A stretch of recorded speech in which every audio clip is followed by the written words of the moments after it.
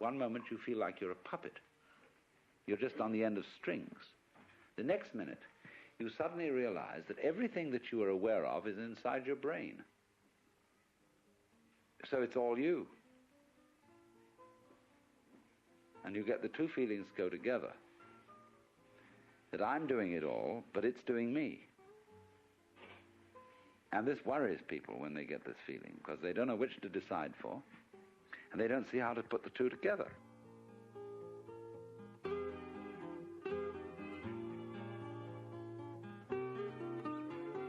Welcome to The Love of Wisdom with Alan Watts. As one of this century's most eloquent philosophers, Alan Watts introduced a generation in the West to the fascinating ideas of the Far East, the wisdoms of the Orient. In the 1960s and early 70s, he lectured throughout the English-speaking world and was recorded in a variety of settings, from seminars aboard his ferry boat, the Vallejo, in Sausalito, California, to keynote addresses at major universities. The author of some of the most influential books on philosophy in the 1950s and 60s, Watts is cited by artists, poets, and musicians as being at the epicenter of some of the deepest cultural changes in this century. As these programs demonstrate, his scholarship is timeless. We find his insights into the nature of reality are as compelling as they are entertaining. In 1969, Alan Watts was commissioned by IBM to work with their systems group of engineers. In an eloquent yet intellectually intense session on board the Vallejo, Watts shows how the universe comes at us and wiggles, and discusses how philosophical analysis is a game between the prickly people, who want definition, straight lines, and the gooey people. We're living in an age when there's been an enormous proliferation of techniques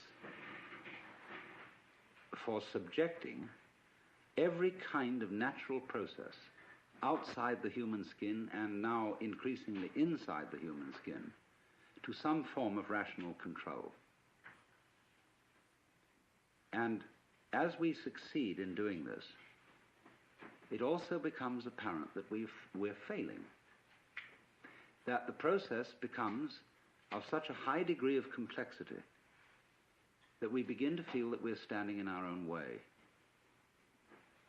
that everybody complains the state of affairs in the modern world, in the technological world, is so complicated that nobody can understand it. Nobody really knows what to do. The Western model of the universe is political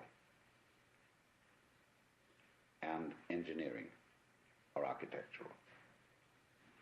And therefore, as one understands the operations of a machine by analysis of its parts, by separating them into their original bits, we have bitted the cosmos and see everything going on in terms of bits of information, and have found that this is extremely fruitful in enabling us to control what's happening.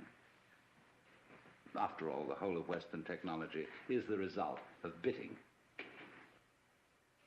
And so we thing the world, that is to say, in order to measure a curve, you have to reduce it to point instants. And apply the calculus, so in exactly the same way, in order to discuss or talk about the universe, you have to reduce it to things. But each thing or think is, as it were, one grasp of that spotlight, going chur, chur, chur, chur, chur, chur, chur, chur, like this, you see. So we reduce the infinite wiggliness of the world to grasps or bits. We're getting back to biting, you see, the idea of the teeth, to grasps of thought. And so we thereby describe the world in terms of things, just as that fisherman could describe his view by the number of net hole over through which the view was showing. But the problem that arises is this. First of all, very obviously, everybody knows, I hardly need to mention it, go to the science of medicine. You get a specialist who really understands the function of the gallbladder. And he's studied gallbladders ad infinitum, and he really thinks he knows all about it. But whenever he looks at a human being, he sees him in terms of gallbladder. And so if he operates on the gallbladder, he may do so very knowledgeably about that particular area of the organism, but he does not foresee the unpredictable effects of this operation in other connected areas, because the human being's gallbladder is not a thing in the same way as a spark plug in a car can be extracted and a new one replaced. Because the system isn't the same. There is a fundamental difference between a mechanism and an organism which can be described operationally. Mechanism is assembled. You add this bit to that bit to that bit to that bit. But an organism grows. That is to say, when you watch in a microscope a solution in which crystals are forming, you don't see this shape. It's like when you watch a photographic plate developing. But suddenly the whole area which you're watching seems to organize itself, to develop, to make sense. Moving from the relatively simple and gooey to the relatively structured and prickly. But not by addition. So then,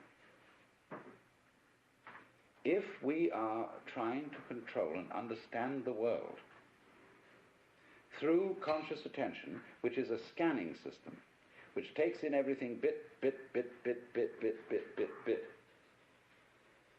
what we're going to run into is that if that's the only method we rely on, everything is going to appear increasingly too complicated to manage. So that you get, for example, let's take the problem of the electronic industry. The catalogues of products that are being produced over the world by the electronic industry. Who has read all the catalogues? How do you know whether you've got something you're working on, whether it's patented or not? Who else has taken out a patent? Has anybody had time to read all the catalogues? Well, nobody has. They're just voluminous. And it's exactly the same in almost any other field. There's an information explosion like a population explosion. How on earth are you going to scan all that information? Yes, of course you can get computers to help you in this direction, but by Parkinson's law, the sooner you become more efficient in doing this, the more the thing is going to develop, so that you will have to have more efficient computers still to assimilate all the information. You'll be ahead, but only for a short time. So you see, there's this problem of the sort of competition of consciousness, of its how fast can you go, and keep track of it, you see? And say, I've got a good memory, I can keep track of that. And you say to you, I bet you can't. I'll go more complicated than you. See, musicians do this, like drummers, you know. And they get things going, and they start, and so long as they count, and lots of musicians do count, it's crazy, but they do. And they count, and they out-complicate each other to the point where you can't retain it any longer in memory. So you say, okay, if I can't retain it, we've got this gadget here that can. And we've got these marvelous mechanical memories, and they will retain it. And they'll go much more fancy. They'll go this duty at a colossal speed, like that, you see. But it's the same old problem. Because you get something that can outdo that.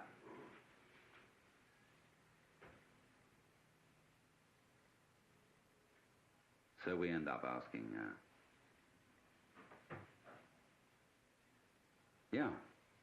but supposing there were some other way of understanding things. Let's go back from the spotlight to the floodlight, to the extraordinary capacity of the human nervous system to comprehend situations instantaneously, without analysis.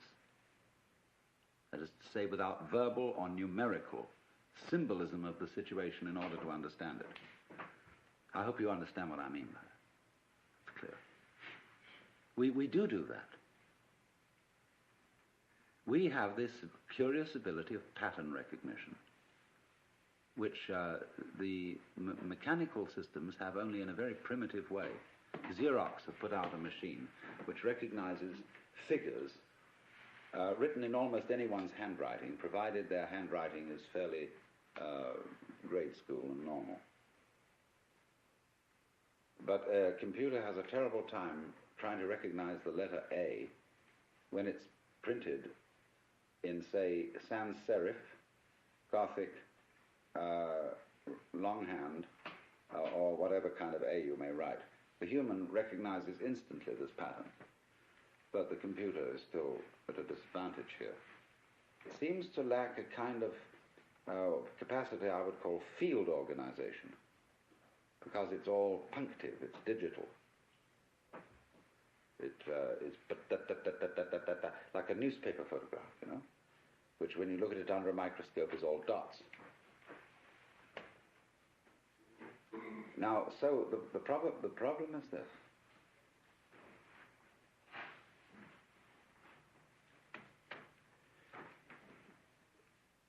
In developing technology, are we leaving out of consideration our strongest suit, which is the brain itself?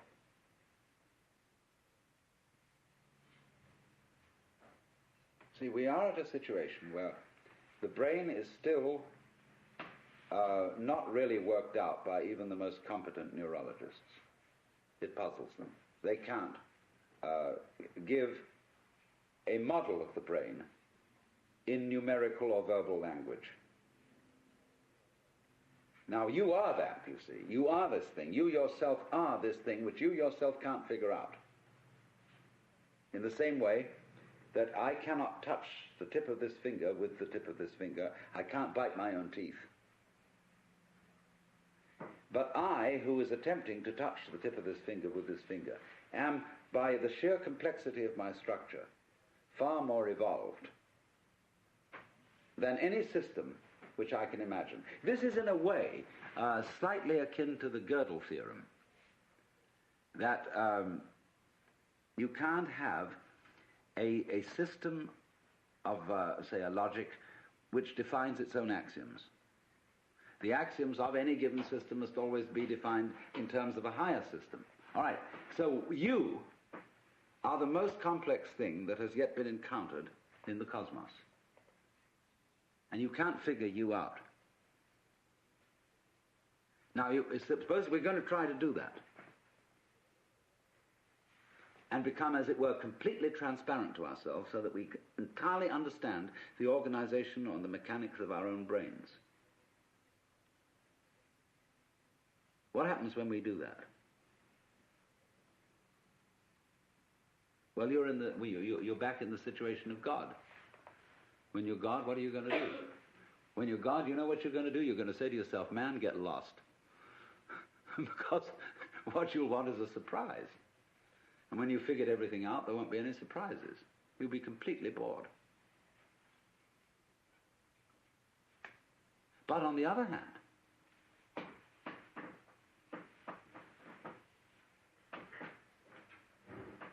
a person, I would say, who is really functioning completely is basically a person who trusts his own brains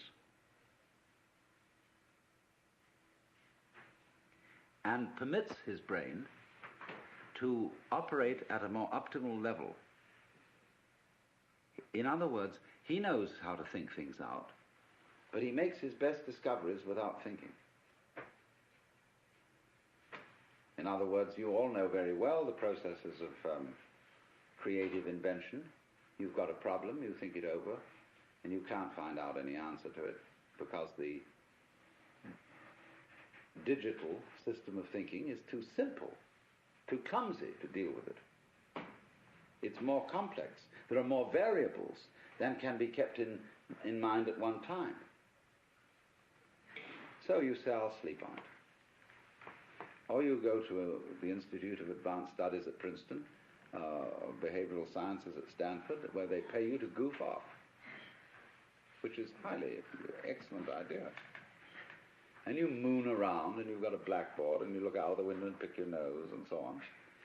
And your brain eventually hands you the solution to the problem. And you immediately, because you have technical knowledge, you recognize that's a solution. But then, naturally, you go back and check it. And you work the bit-by-bit form of thinking on it and see, now, does it come out in those terms? And if it does, everybody will agree with you, yes, that's the answer. But if it doesn't come out in those terms, they won't agree with you, because you haven't subjected it to the socially acceptable, traditional form of analyzing knowledge. But here's the problem. It takes an awful long time to check these things out. It takes an awful long time to arrive at the solution which you got like that by a purely calculative process. And most of the situations of life are such that they don't wait for us to make up our minds. So that an enormous amount of carefully worked out scientific knowledge is trivial. It's all very well, very finely worked out, but much too late.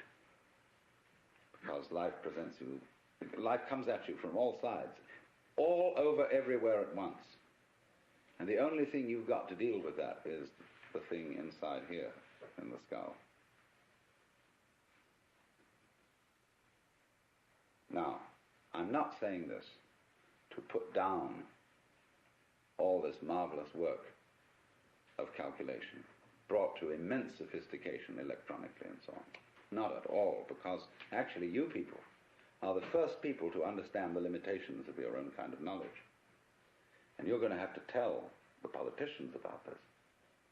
They don't understand. They think that this kind of knowledge is the answer to everything. And I think most of you know it isn't.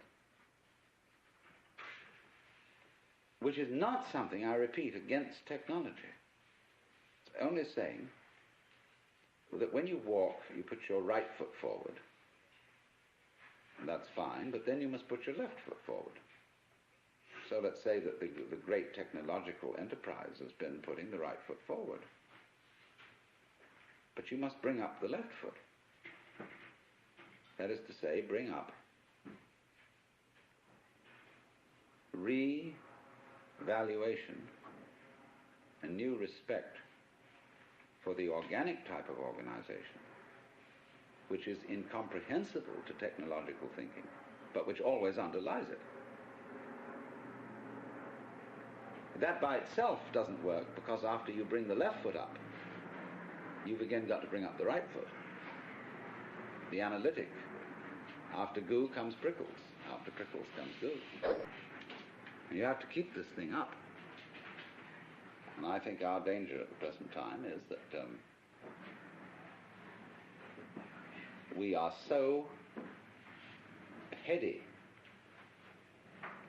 so delighted with the results of prickles, that we've got to let back a little bit of goo into the system. Well, now,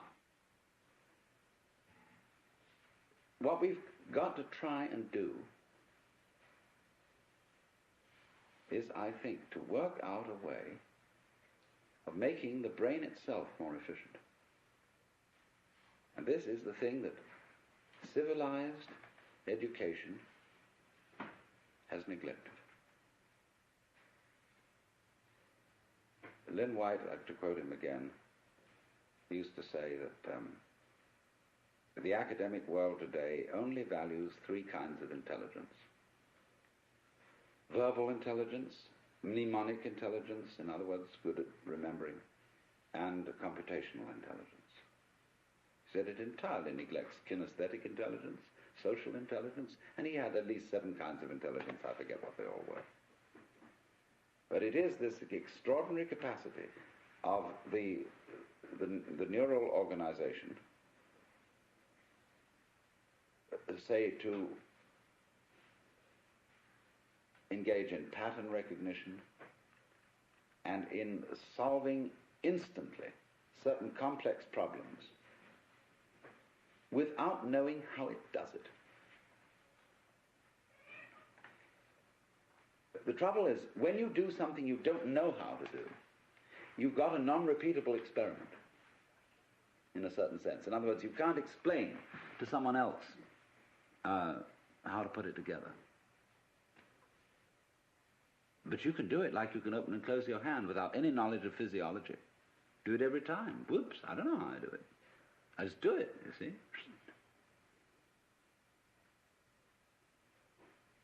So we have an enormous potential of intelligence, of knowing how to do all sorts of things, which, to the extent that we are academically minded people, we won't allow ourselves to do, because we can't explain it.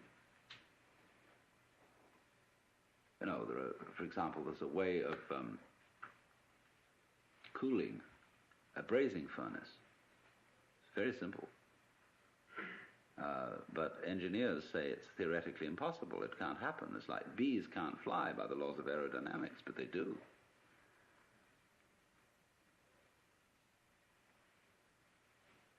So the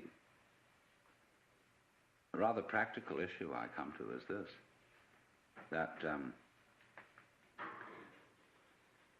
technology,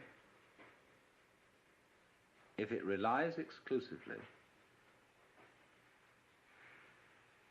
on linear thinking, is going to destroy the environment.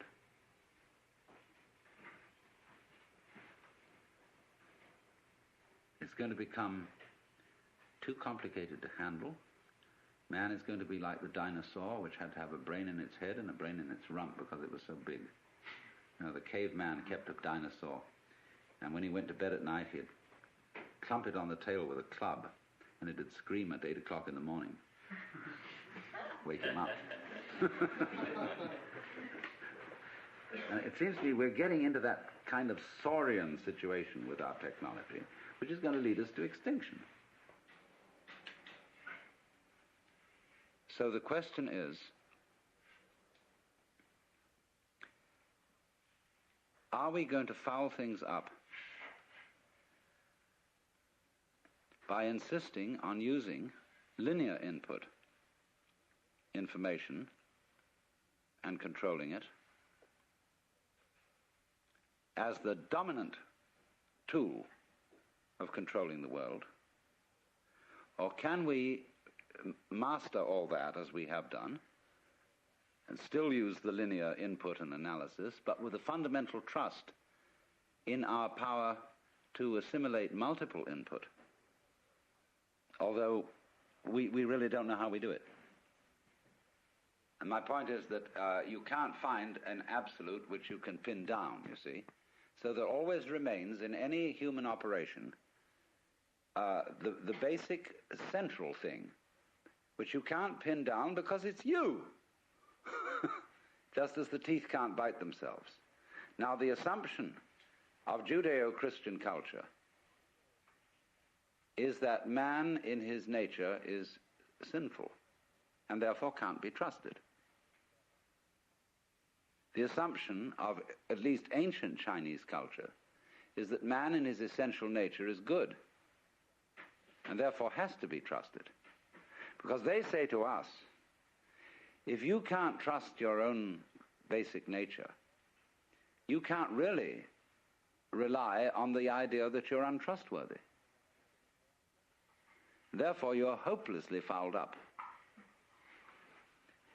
So this has amazing political and other consequences, this different assumption.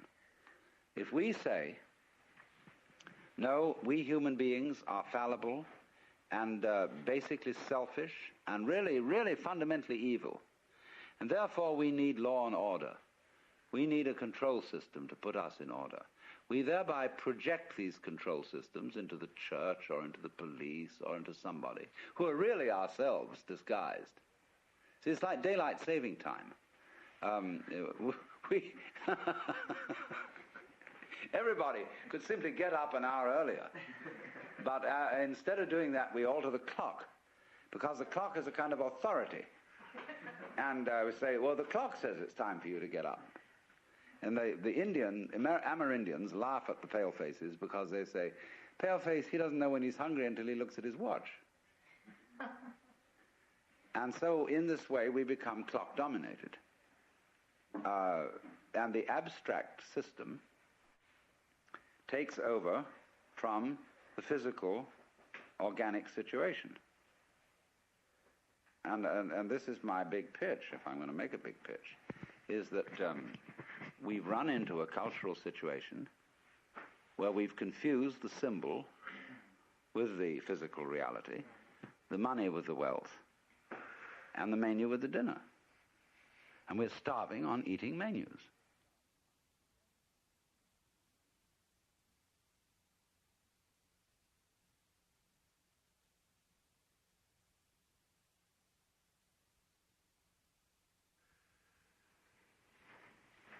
Well, now, what I want to do is have a mutual brain-picking session.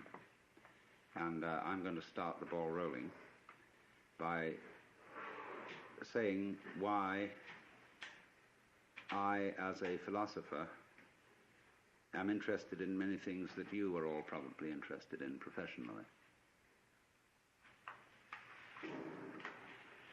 Basically, what we're going to talk about, I suppose, is the problem of control, as exemplified in the ancient Latin question, quis custodiet custodies ipsos? Who guards the guards? Now, we know that we're living in an age when there's been an enormous proliferation of techniques for subjecting every kind of natural process outside the human skin and now increasingly inside the human skin to some form of rational control.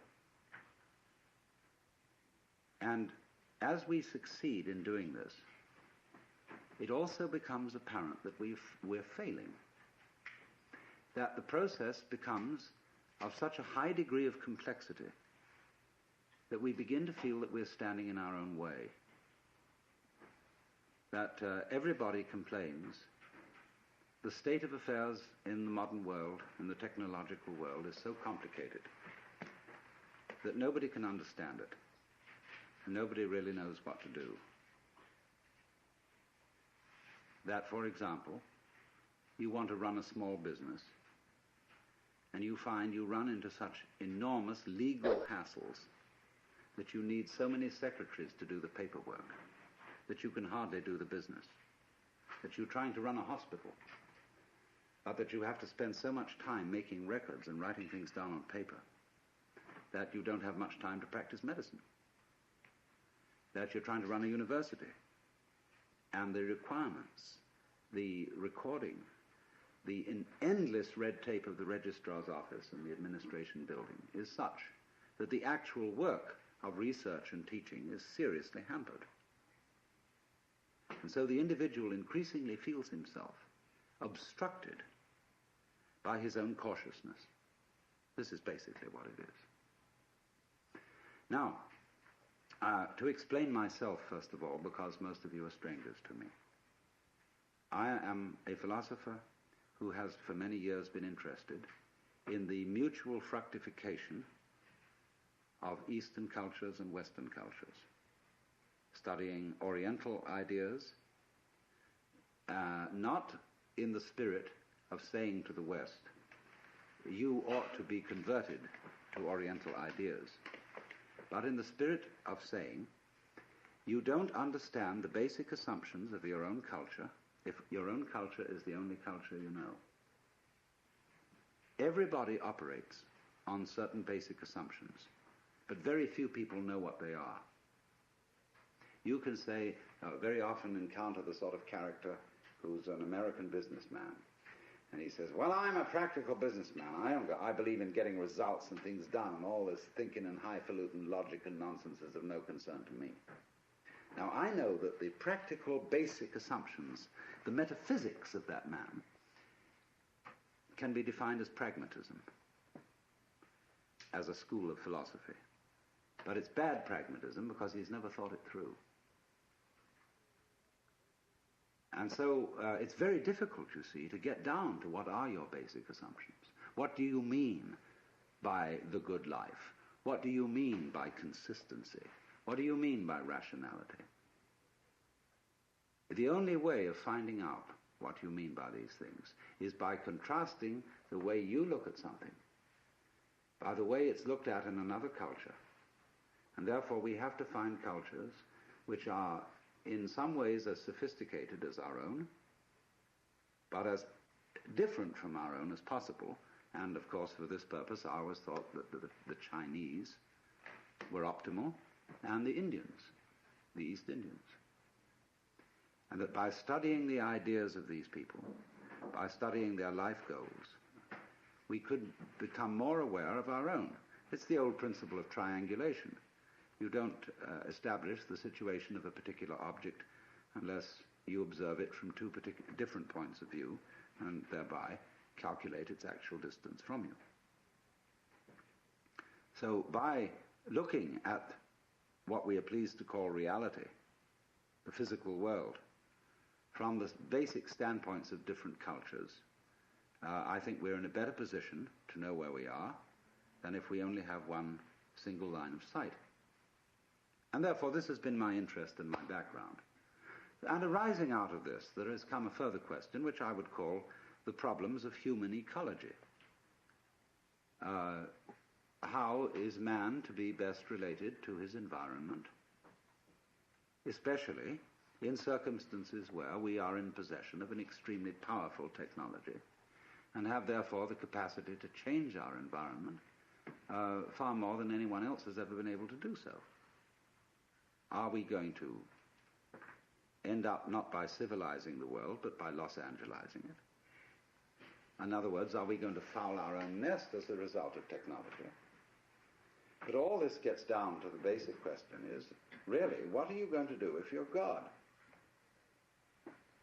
If, in other words, you find yourself in charge of the world through technological powers, and instead of leaving evolution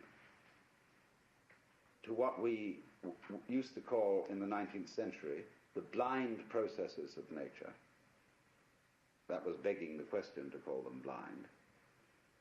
But at any rate, we say we're not going to leave evolution anymore to the blind forces of nature, but now we're going to direct it ourselves, because we are increasingly developing, say, control over genetic systems, control over the nervous system, control over all kinds of systems. Then, simply, what do you want to do with it? But most people don't know what they want, and have never even seriously confronted the question of what they want. You ask a group of students to sit down and write a solid paper of 20 pages on what is your idea of heaven. What would you really like to happen if you could make it happen? And that's the first thing that starts people really thinking, because you soon realize that a lot of the things you think you would want are not things you want at all. Supposing, just for the sake of illustration, you had the power to dream every night any dream you wanted to dream. And you could, of course, arrange for one night of dreams to be 75 years of subjective time, or any number of years of subjective time. What would you do? Well, of course, you'd start out by fulfilling every wish. You would have routs and orgies and all the most magnificent food and sexual partners and everything you could possibly imagine in that direction. When you got tired of that, after several nights, you would switch a bit and you would soon find yourself involved in adventures and contemplating great works of art, fantastic mathematical conceptions. You would soon be rescuing princesses from dragons and all sorts of things like that. And then one night you'd say, now look, tonight what we're going to do is we're going to forget this dream as a dream. And we're going to be really shocked. And when you woke up from that one, you'd say, ooh, wasn't that an adventure? Then you would think more and more far-out ways to get involved and let go of control, knowing that you'd always come back to center in the end. But while you were involved in the dream, you wouldn't know you were going to come back to center, be in control. And so eventually you would be dreaming a dream in which you found yourselves all sitting around in this room, listening to me talking, all involved with the particular life problems which you have. And maybe that's what you're doing.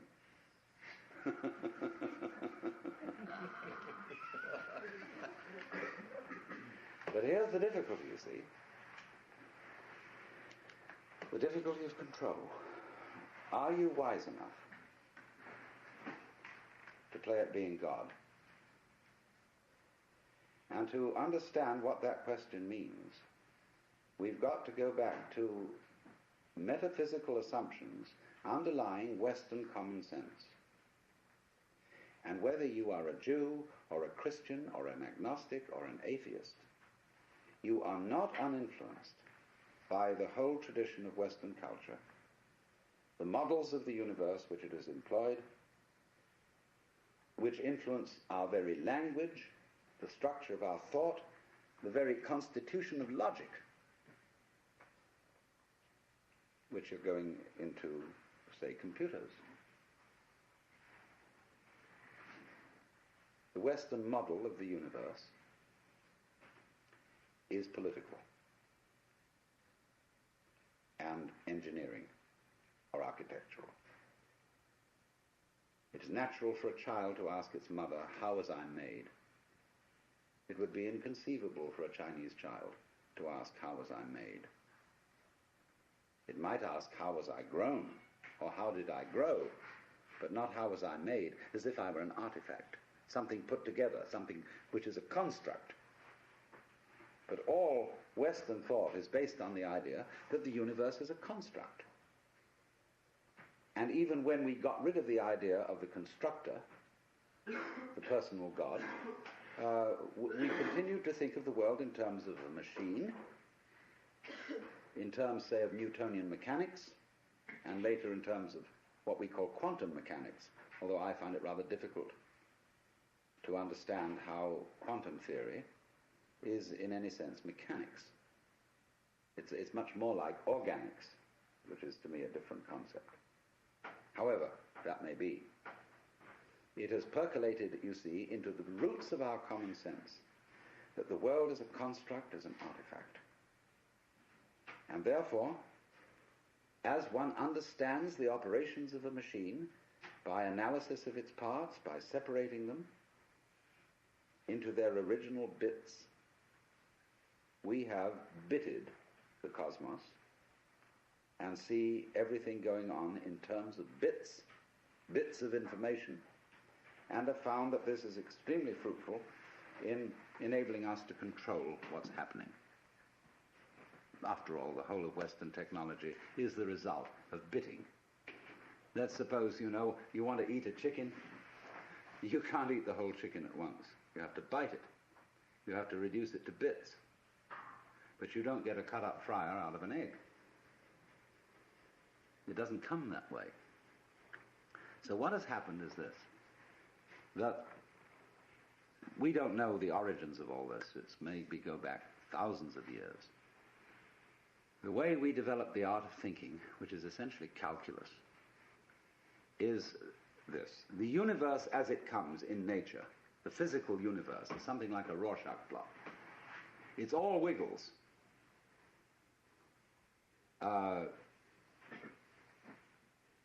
We who live in cities are not really used to this, because we build everything in straight lines and rectangles and so on. Wherever you see this sort of thing, you know human beings have been around because they're always trying to straighten things out.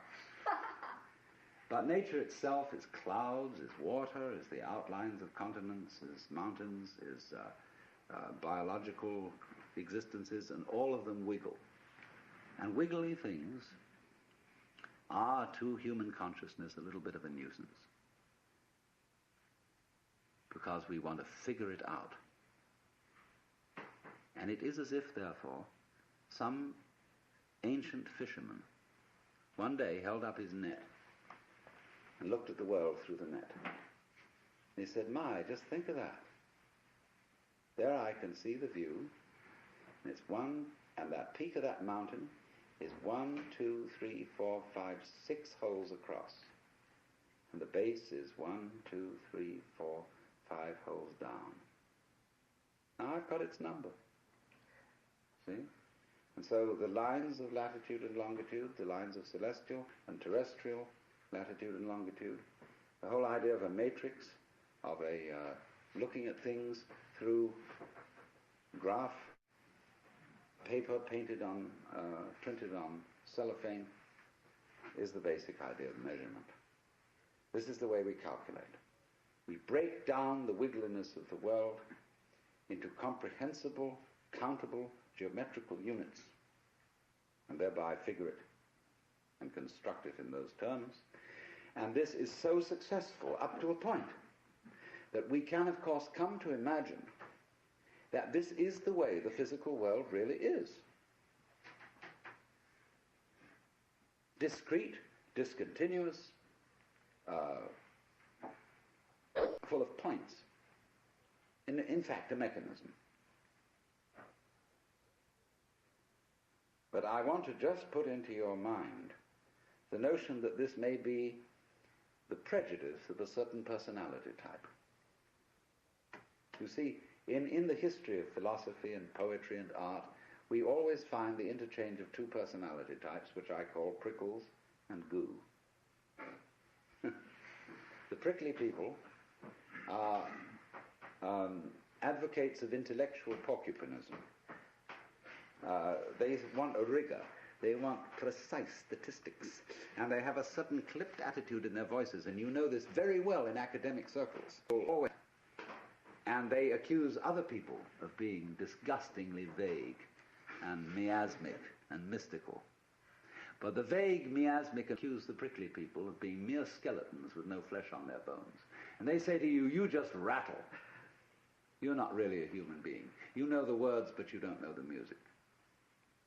And so therefore, if you belong to the prickly type, you hope that the ultimate constituent of matter is particles. If you belong to the gooey type, you hope it's waves. If you are prickly, you're a classicist. And if you're gooey, you're a romanticist. And going back into medieval philosophy, if you're prickly, you're a nominalist. If you're gooey, you're a realist. And so it goes. But we know very well that this natural universe is neither prickles nor goo exclusively. It's gooey prickles and prickly goo. And you see, it all depends on your level of magnification. If you've got your magnification on something so that the focus is clear, you've got a prickly point of view. You've got structure, shape, clearly outlined, sharply defined. A little out of focus, it's going to go bleh, and you've got goo. But we're always playing with the two, because it's like the question is the world basically stuff, like matter, or is it basically structure? Well, we find out, of course, today that in science we don't consider the idea of matter, of there being some sort of stuff, because supposing you wanted to describe stuff, in what terms would you describe it? You always have to describe it in terms of structure, something countable, something that can be designated as a pattern. So we never get to any basic stuff. It seems to me that this way of thinking is based on a form of consciousness which we could best call scanning. the capacity to divide experiences into bits is somehow related to a physical facility which corresponds to sweeping a radar beam or a spotlight over the environment. The advantage of the spotlight is it gives you intensely concentrated light on restricted areas. A floodlight, by comparison, has less intensity. But if you examine, say, this room were in total darkness, and you use the spotlight, very thin beam, and you scanned the room with it, you would have to retain in memory all the areas over which it passed, and then by an additive process, you would make out the contours of the room. And it seems to me that this is something in which civilized man, both in the East and in the West, has specialized. In a method of paying attention to things which we call noticing. And therefore it's highly selective. It picks out, it's punctive, it picks out features in the environment which we say are noteworthy and which we therefore register with a notation. Be it the notation of words, the notation of numbers, or such a notation, say, as algebra or music. So that we notice those things, only those things, for which we have notation. When a child, very often a child will point at something and say to its parents, "What's that?" And they're not clear what the child is pointing to. The child has pointed to something which we consider is not a thing. The child has pointed to an area, say, of funny pattern on a dirty wall, and has noticed a figure on it. But the child doesn't have a word for it and says, "What's that?" And the adult says, "Oh, that." Well, everybody knows what an event is, but nobody can say. Because a thing is a think. It's a unit of thought, like an inch is a unit of measurement. And so we thing the world, that is to say, in order to measure a curve, you have to reduce it to point instants. And apply the calculus, so in exactly the same way, in order to discuss or talk about the universe, you have to reduce it to things. But each thing or think